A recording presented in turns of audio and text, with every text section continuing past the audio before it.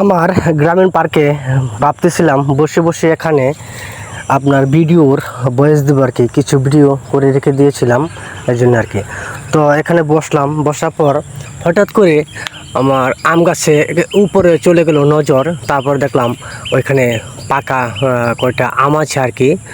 তো গাছে উঠে মোবাইলটা নিচে রেখে এখানে রেখে তারপর গাছে উঠলাম। গাছে উঠে এই দেখেন কত বড় বড় তিনটা আম পারলাম। কত বড় বড় না বলতে, এটা হচ্ছে মাঝারি। আর একটা এখানে বসে বসে খাইলাম আমি, এই যে বিচিটা, সেই মজা আর কি। তো আর একটা দেখতে পাচ্ছেন কত বড় আর কি। আসলে এই আমগুলো খুবই সুস্বাদু, অনেক মিষ্টি। যাই হোক, আমি তো এখানে বসে বসে খাইলাম। তো ভাবতেছি আমার বন্ধু জল তরঙ্গের জন্য নিয়ে যাব এগুলো। তো খেতে পারবে আর কি। ওকে দিব যে খেয়ে দেখেন কত মজা আমার গ্রামীণ পার্কের আম। আপনারা দেখতে পাচ্ছেন আমি কিন্তু এখানে 3টা আম পেরেছিলাম, একটা বসে বসে খাইলাম আর 2টা হাতে রেখে দিয়েছি।